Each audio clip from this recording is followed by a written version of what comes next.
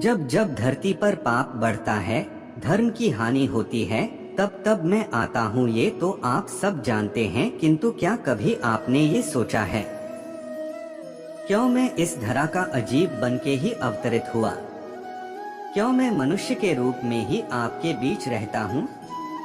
आज बताता हूँ। संसार में पाप और पुण्य संतुलन में चलते हैं, किंतु जब पाप सीमा से आगे बढ़ जाता है, मुझे यहाँ आना ही होता है। कारण यह कि आप मुझे भुला देते, चौंकिए मत, मैं आप में ही बचता हूँ। बस आप स्वयं के भीतर बसे परमात्मा को भूलने लगते हैं, इसलिए मुझे आना पड़ता है।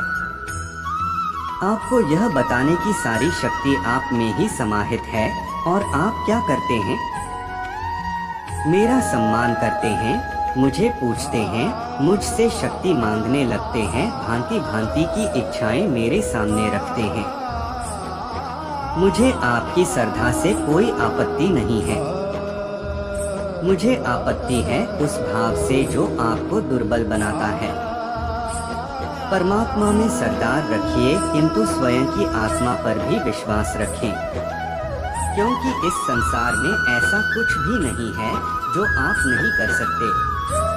हर नर में नारायण बसते, हर नारी में लक्ष्मी। तो पहचानिए अपने भीतर के नारायण को और बदल दीजिए इस समय के इस चक्र को, मुझे प्रसन्नता होगी। मेरे अवतार लेने का वास्तविक परियोजना आपको समझ आया तो संघ का त्याग कर शंकर बन जाइए, अन्यथा कंकड़ के समान रहना होगा।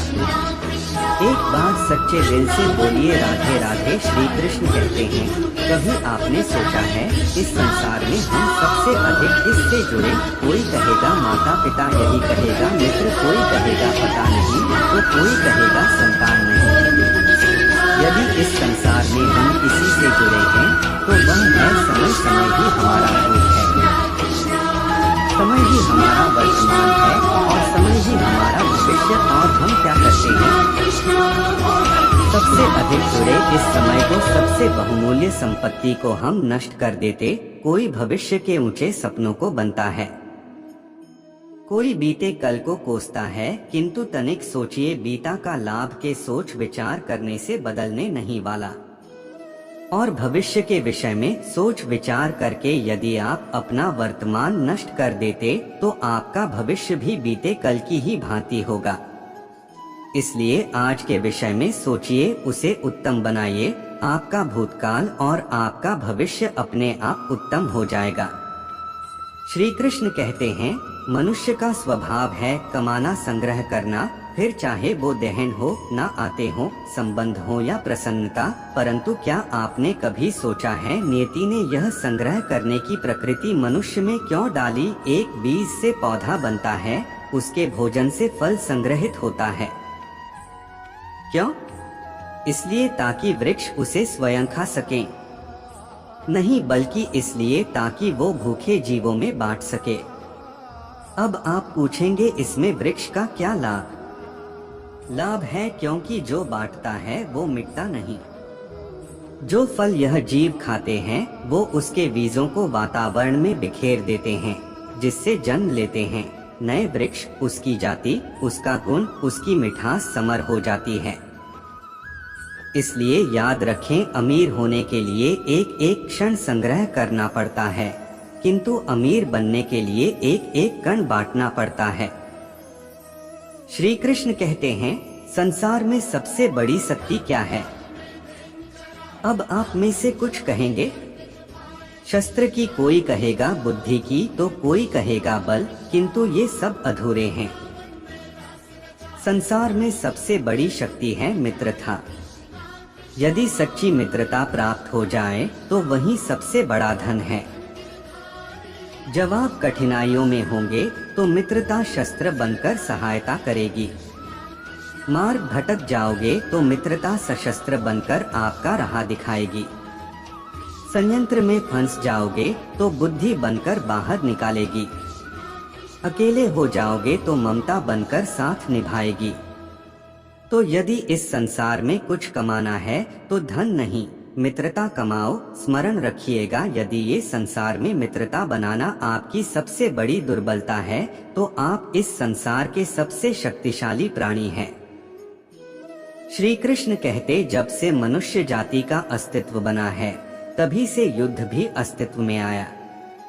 युद्ध जो कभी धन का धुंध बन के सामने आता है, तो कभी सुरक्षा का हथियार बनकर, कभी विजय की भूख के लिए, तो कभी पर आ जाए टालने के लिए, किंतु वास्तविकता तो यह है, यदि आपको आगे बढ़ना है तो बाधाओं से युद्ध तो करना होगा, परंतु युद्ध के लिए सच रहना इतना महत्वपूर्ण नहीं जितना महत्वपूर्ण है ये समझना कि युद्ध को टाला कब जा सकता है।